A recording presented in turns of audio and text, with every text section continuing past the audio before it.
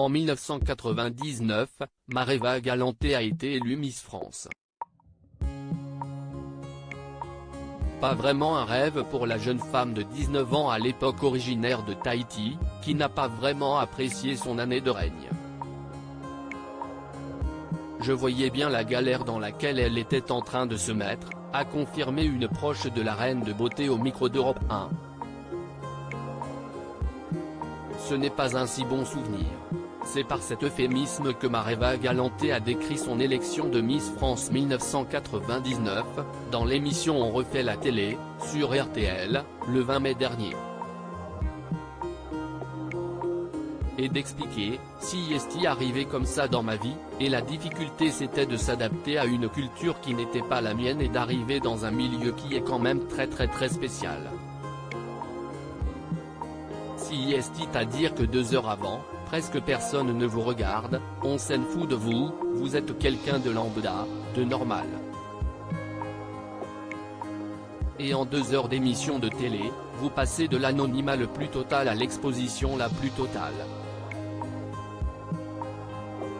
En fait, vous ne changez pas en 2 heures, mais si est le regard des gens sur vous qui change. Après avoir été couronnée, la femme d'Arthur se souvient avoir passé la nuit à pleurer. Je ne l'ai pas dit pendant des années parce que si est comme si je volais la place de quelqu'un d'autre. La suite n'a pas été plus simple. Mareva Galanté n'a pas vraiment apprécié son année de règne. On devient quelqu'un d'autre, a-t-elle assuré. On s'oublie et on se perd, parce que vous êtes happé dans un tourbillon qui est très intense quand même. Et j'arrivais de Tahiti quand même. Je ne sais pas si on peut se rendre compte. Bref, j'étais perdu pendant 3 ans.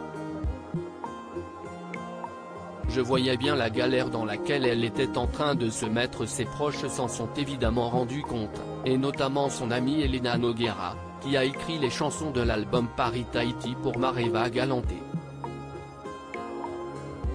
La chanteuse et comédienne a rencontré la maman de Manava, juste après son élection. Moi, j'avais une émission sur M6 qui s'appelait Une journée avec, donc je l'avais interviewée. J'ai passé une journée avec elle et j'ai tout de suite été touché, a livré la sœur de Lio à Philippe Vandel dans Culture Média, sur Europe 1, ce mercredi 24 mai 2023. Il y avait une sororité, c'est-à-dire que je la précède de 10 ans, mais je voyais bien la galère dans laquelle elle était en train de se mettre, cette position qui nous est assignée à nous les pseudo-belles filles, et comment c'est dur après de s'en sortir. Elle aurait aimé l'aider avec son expérience, j'avais envie de la prendre dans mes bras et de lui dire, ne t'inquiète pas, ça va bien se passer. Cette douloureuse expérience est désormais loin derrière elle. Après la pluie, le beau temps.